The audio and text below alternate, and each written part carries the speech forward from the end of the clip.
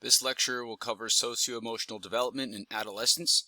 Adolescence is a transitional life stage between childhood and adulthood. Takes place between the ages of about 10 and 12 to about 18 and 21.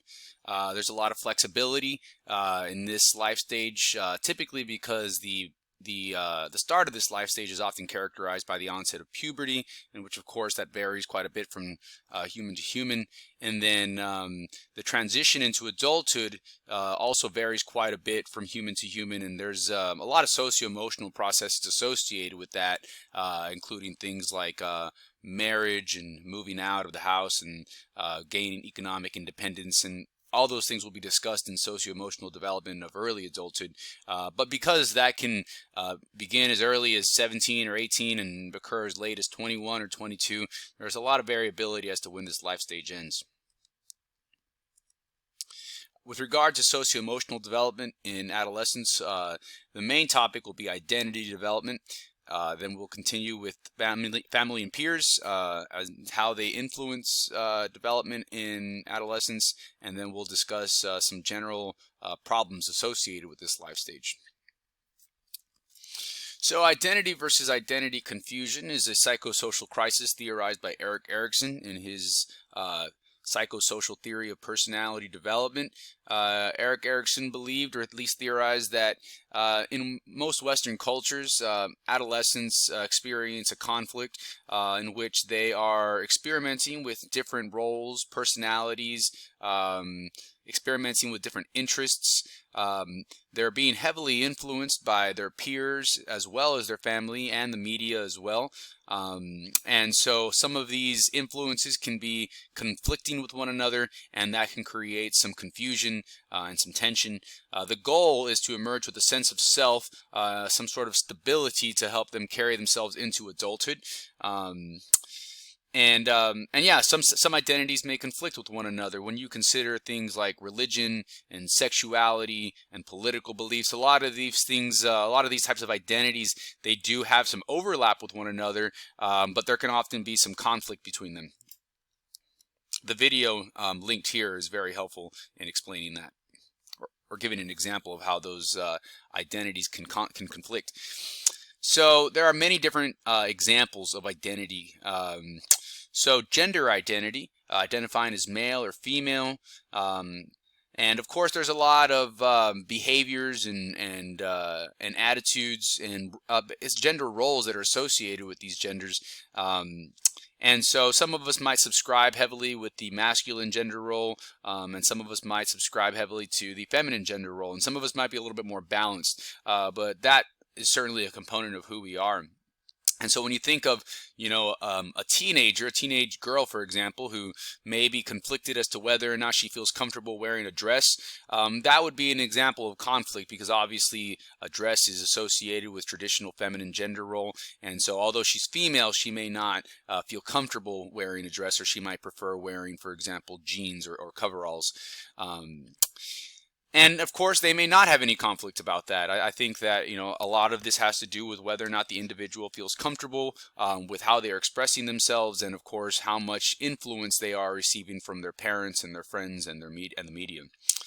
Sexuality also begins to heavily emerge in adolescence, of course, with the onset of puberty.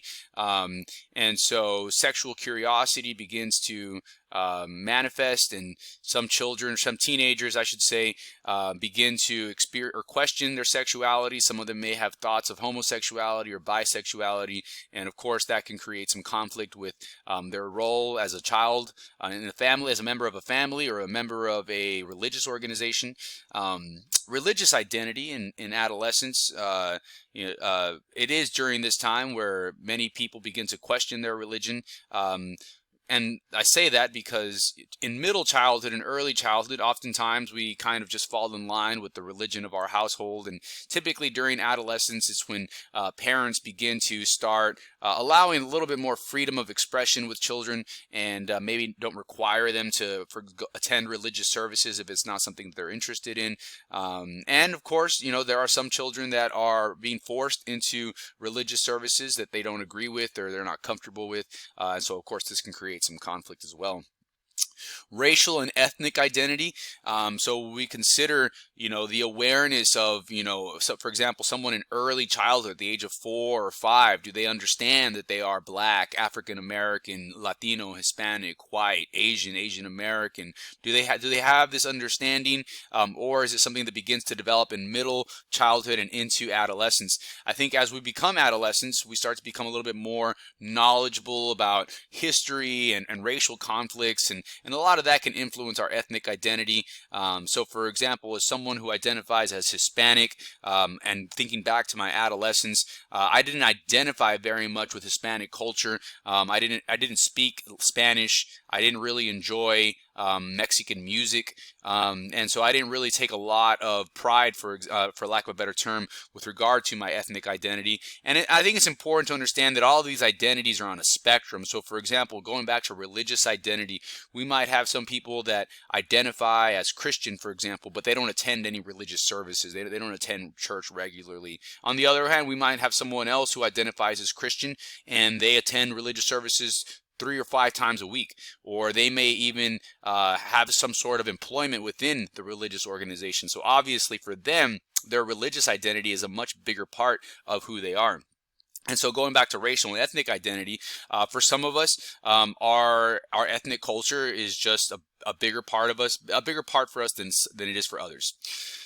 With regard to academic and intellectual identity, this involves our academic strengths and weaknesses, also having to do with perhaps maybe the schools that we attended, or any sort of academic achievements, like graduating in the top 10% and being valedictorian. I'm sure we can all agree that being a valedictorian, being a top graduate of a class, I think that has a lot of weight on someone's identity. And of course, as you see, people take a lot of pride in the academic institutions that they attend. You see people wearing, clothing or T-shirts that express the college that they went to or the high school that they went to, maybe wearing their Letterman jacket from high school. All of that has to do with academic or intellectual identity. Relationship identity. Some people, for example, as a mom, that might be a huge part of their identity, or a parent in general, but that can also have some variability. Being a single mom, for example, there's been a recent kind of phrase that has kind of popped up in popular culture, being called I think it's called a girl dad, basically taking pride in the fact that you are a father of a girl specifically. And so all of this, just has slight variations attached to it. Relationship identity can extend beyond being a parent. Of course, it can be being a son, being, a daughter, being a boyfriend, a girlfriend, a husband, a wife.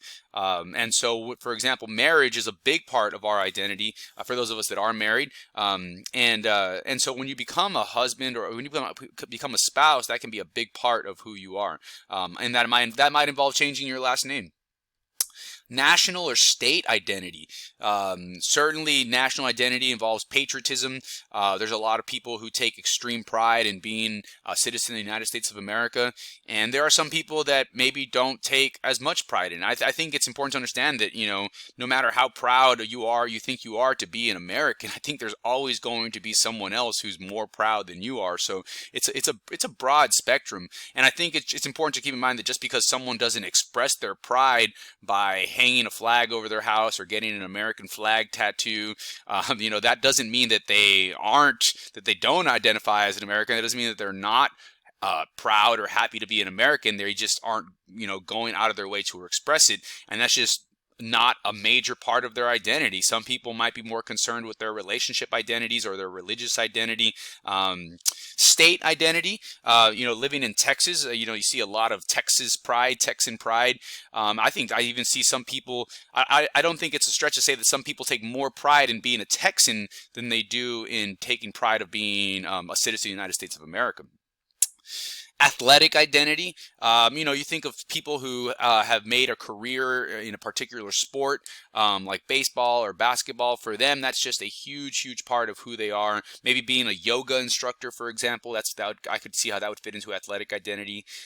Veteran status, people who join the military and the armed forces, that can have a big impression on their identity, especially when they join at a young age, at the age of 18 or 19 years of age. Having a disability, we'll see some pictures in a little bit about how having a disability can be a huge influence on someone's identity, because it's something that they have to deal with on a daily basis. You know, you compare that to, for example, religious identity. Is your religious identity something that you deal with and on a daily basis with every decision that you make and everything that you do? Perhaps. But I think, for example, someone who's paralyzed, that could be that's something that they deal with pretty much every day, every moment of every day. Interests and hobbies. So, you know, whether this be arts and crafts, songwriting, cooking, whatever it is that you enjoy doing, I think that's an important component of who you are. And I think this makes me keep in mind that, you know, we live in a very politically divided culture in the United States of America in the year 2020. And you know, we focus a lot on our political identity, which is interesting. It's not even listed on here, but we'll be getting to that in a bit. But yeah, so I think that if we focus solely on political identity, and that's the only way that we see the other person as basically a member of the other group, we don't view them as, you know, having a similar relationship identity. You know, we don't see them as parents like we are. We don't see them as veterans. We don't see them as having similar interests and values as we do. Maybe values is a strong word in this comparison. But all of these things make up the human. It's not just the political identity. Of course, there's socioeconomic status, poverty versus being middle class versus being wealthy. A lot of that influences an individual's identity. Urban versus rural habitation. Some people, you know, have grown up in a small town their whole life, and that's just kind of the way of life that they've become accustomed to, and that's just how they feel comfortable. And some people, on the contrary, you know, have been born and raised in New York City, and that's just the way that they view themselves. They view themselves as a city person, as a big city person. Nothing wrong with that. That's just a way of how we identify with ourselves. Personality. Some people have a very strong personality, or some people are very strong, very extroverted. Some people are very agreeable, they're very kind, and so that can also be a component of who we are. Being an immigrant. You know, we were talking about national identity. I think that being an immigrant is also, you know, something. It's a similar concept. Being an immigrant versus being an illegal immigrant, you know, an undocumented person. All of these are parts of a person's identity, whether or not it's a good thing or a bad thing. You know, one of the characteristics that we talk about in academics is being a first generation college student, like I was. That basically means that you're the first member of your family to go to college, and so that can also be that's an interesting type of identity, because it kind of blends academic identity along with relationship identity in terms of, you know, your position as a member of a family. Let me see. And I think that also can kind of blend into immigration, because of course there's a lot of people who immigrate to the United States of America who are seeking a better quality of life and may not have any sort of formal education, but they might be able to grant that opportunity to their children. We use the term dreamer a lot. That's a very politically charged term, but certainly some people identify as dreamers. And I'm not saying it's a good or bad thing. I'm just saying that these are people, and that's how they identify.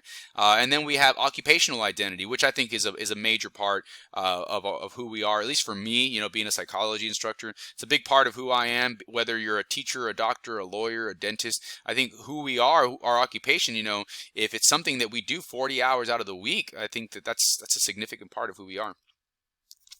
I also like to think of identity as the hats that we wear, the flags that we wave, and the bumper stickers that we put on our car. And so what is this individual saying when he wears a Make America Great Again hat? What is this individual saying when he wears a hat that says Korean War veteran? And again, remember, it's important to understand that, you know, being a Korean War veteran is not the same thing as being, you know, a Desert Storm veteran or a World War II veteran. These are just, granted, they are the same. They are both classified as veterans, but I think that if you were to have conversations with them, I think that they would probably have something to say about how they are different from one another. Of course, this man wearing a yarmulke, this is a hat that identifies people who are Jewish, who practice Jewish religion, Judaism.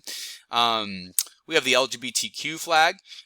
People might wave this to express their own sexuality, or they might wave this to express their support for people who identify with this sexuality.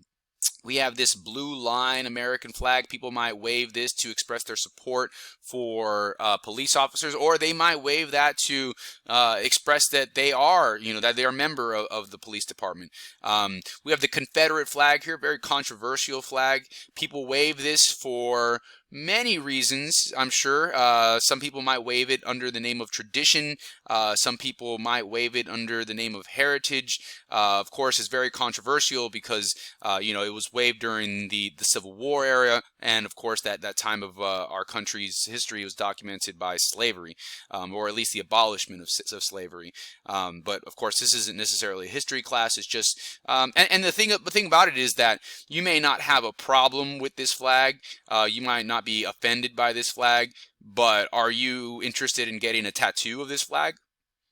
Are you interested in waving this flag in your home? Are you interested in putting this flag as a bumper sticker on your car? And that just goes to show you that it's a spectrum. We have some people, for them this flag is a huge part of their identity, and for you, although you may not see anything wrong with it, it's just maybe it's a small part of your identity. Anyways, we have this bumper sticker here. This person's obviously expressing their relationship identities. They're saying this is their family, including pets, I think. And then right here, we have a lot of identities going on here. We have political ideologies, we have religious ideology, we have national identity, patriotism. So we have basically three types of identity kind of fit into one there. And then this is an interesting one solely because it shows you that even nutrition can be a part of your identity, your diet. So yeah, some people are very proud of being a vegan or vegetarian. That's a part of who they are. And I was giving the example about people with a disability, how they have to consider their disability with everything that they do. With people with this identity, they have to consider this identity with everything that they eat. Examples of different types of disabilities. This is an interesting picture because it shows athletic identity mixed in with being disabled. So we have what appears to be the Special Olympics here. Or actually, I don't know if this is the Special Olympics. I should just say that we have athletes who have a disability that are competing with one another. Going back to veteran status, I think it's one thing to be a veteran and another thing to be a disabled veteran. Being deaf, that's a disability. Stephen Hawking, he has a disability, very highly intellectual as well. And so again, showing how an individual's identity can be heavily compromised, or heavily composed of two things like intellect and disability. Here we have veteran status and sexuality being expressed collectively. Here we have combat veterans expressing their interest in motorcycles. Here we have a veteran who is expressing his veteran identity along with his academic identity. And here we have veterans who are expressing their gender identity. And so again, it's just all of this to show you that identity can be complicated, and it can you can express multiple identities at the same time.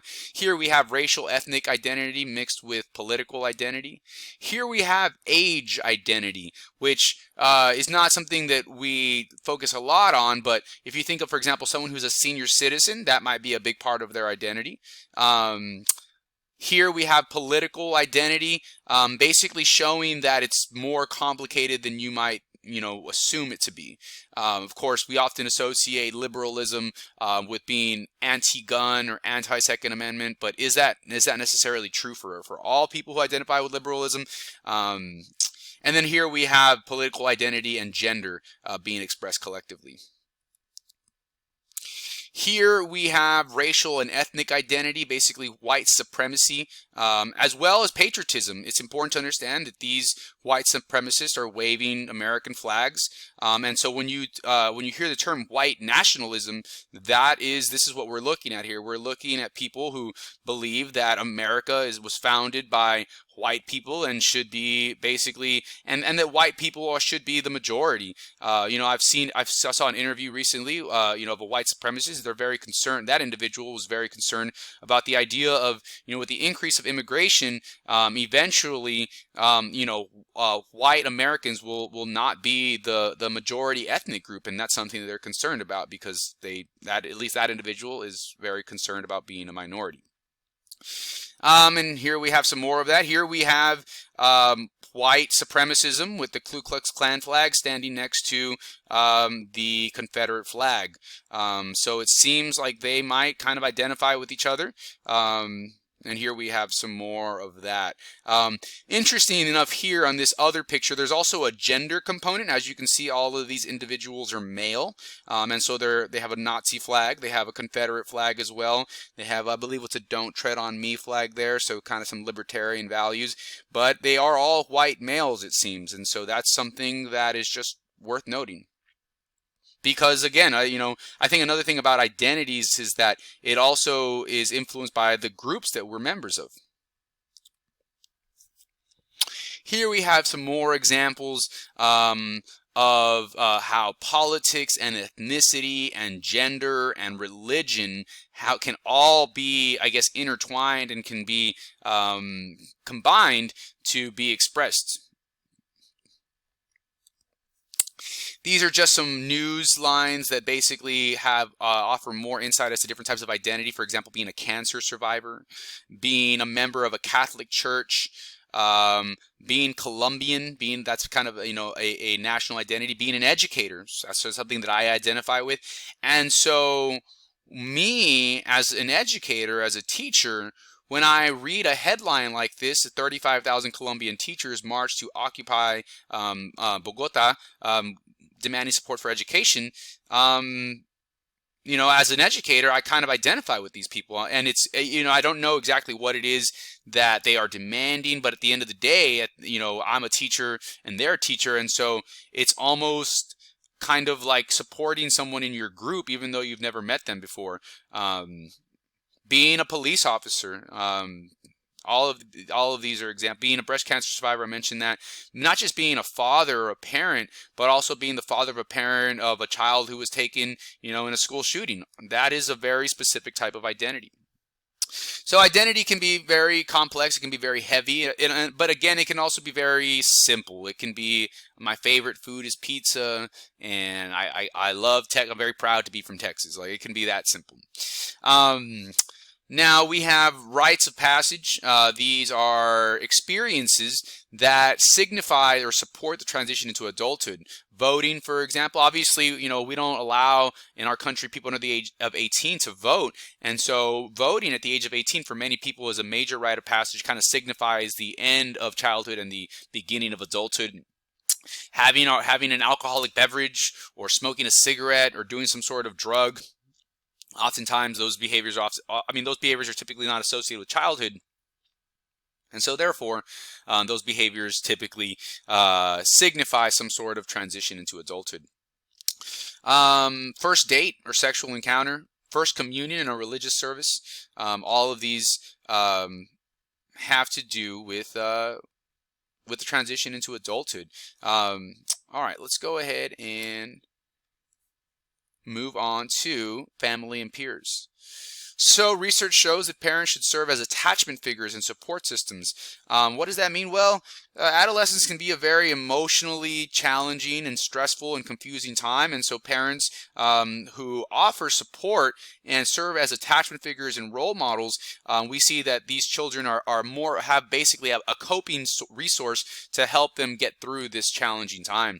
Of course, because it's a transitional period into adulthood, parents are beginning to allow more freedom freedom, but at the same time, it's a balance in the sense that we don't want to let 14 and 15-year-olds make all the decisions for themselves, but we do want to give them some freedom to make decisions, because eventually they will soon become adults and they'll be required to make decisions for themselves. And so this is a great opportunity to help them get some experience in making their own decisions. It's important to understand that adolescents are still attending school, and so parents should supervise academic performance as well as extracurricular activities like sports and music. Should supervise friendships as well as social settings as well. So who are the friends and where are they going with the friends? Whose house are they staying at? Till what time? Are they going to the movies? What are they watching? What time are they coming home? All of these things are still responsibilities of the parent. Because peers can have a big influence on us in adolescence, that can also come with some positive or negative consequences. So we see that some of the negative consequences associated with negative peer relationships include delinquency. So delinquent behavior includes things like vandalism, theft, graffiti, substance abuse, whether it be alcohol or marijuana or tobacco, unprotected sex, which is of course associated with teenage pregnancy, bullying, victimization. This is, being a victim. And so what we see is that negative peer relationships increase risks and basically increase the likelihood that a child is going to be, or an adolescent is going to be victimized, is going to be assaulted or raped or even or mugged or bullied. Obviously when we bully someone, they can be the victim of that. And so one of the things that we see too is that oftentimes teenagers that are sometimes they confuse their friends with bullies, in the sense that they might be harassed and made fun of by their friends, but what's really happening is that they're being bullied, and they think that these bullies are their friends, but obviously they're degrading them and hurting their self-esteem, and so they're just kind of caught up in a toxic relationship even in adolescence. And of course, negative peer relationships are associated with low academic achievement. Of course, peer pressure is a big part of adolescence. Teenagers are wanting to fit in with the rest of the crowd, and so that might involve engaging in behaviors, high-risk behaviors like substance abuse, delinquency, a lot of stuff that we just talked about. We see that children with low self-esteem, social anxiety, or a weak identity are much more likely to fall into peer pressure. Children with low self-esteem, and so we were talking about middle childhood just recently, and we were talking about, for example, growing up overweight in middle childhood, how that's associated with low self-esteem. And so what we see are these children with low self-esteem from middle childhood, they're much more likely to give into peer pressure in adolescence.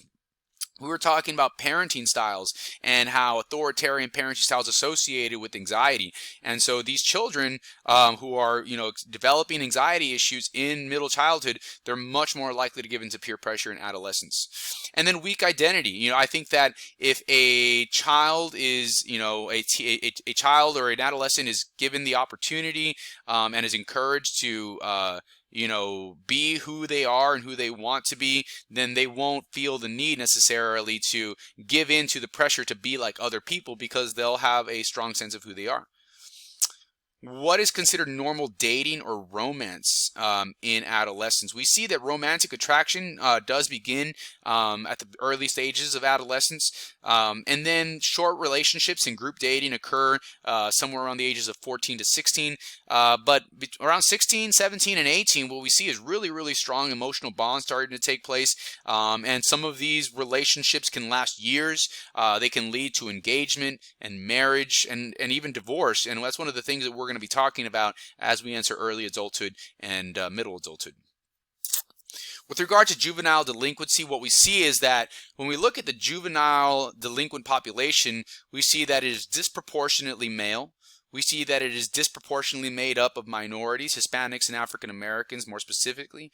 But we see that it's disproportionately made up of children that come from a lower socioeconomic status.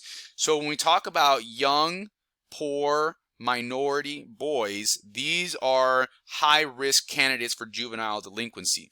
And when they have bad parents on top of that, very permissive or indulgent parents or neglectful parents, oftentimes this is going to be associated with juvenile delinquency. And of course, having siblings or friends that are engaging in delinquent behavior, of course, is also associated with juvenile delinquency. How should we handle juvenile delinquents? That's a very complicated issue that we have that involves our criminal justice system. The videos attached here demonstrate how the juvenile brain, the adolescent brain, is still not completely developed, and so their decision making is very much impaired compared to the adult brain. And furthermore, some of these adolescents, these teenagers, they're engaging in extremely violent behavior, should they be eligible for life sentences or the death penalty as early as the age of 15 or 16 years of age? These are the questions that weigh on our criminal justice system. And of course, it's up to the field of developmental psychology to offer some insight as to whether or not how these decisions should be handled. Excuse me. With regard to some common adolescent problems, we see that depression and anxiety are some of the biggest issues that we have with regard to teenagers. We see that depression runs in families, so there's a genetic link to it. We see that certain family factors like divorce and domestic abuse are associated with depression, and then poor peer relationships. So that means toxic boyfriends or girlfriends, being bullied. These toxic relationships can lead to depression. How do we treat depression in adolescence? Like we treat any type of depression with a combination of antidepressant medications, cognitive behavioral therapy, which is usually on an individual basis, and then interpersonal therapy, also known as group therapy. For many of these teenagers, it helps for them to understand that they're not the only ones experiencing these kinds of problems. In extreme situations of depression, teenagers are committing suicide. We see that the risk factors for suicide include family instability. Again, that might involve divorce or domestic abuse, a lack of supportive friendships, cultural context. Again, that alludes to low socioeconomic status and minorities. We also have to consider some of the portrayments of suicide in the media. There are some people that argue that suicide is often glorified in certain television shows and movies. We see that suicide, at least depression, runs in families, and so there seems to be a genetic link associated as well, and then, of course, depression in general. That concludes my lecture on socio-emotional development in adolescence.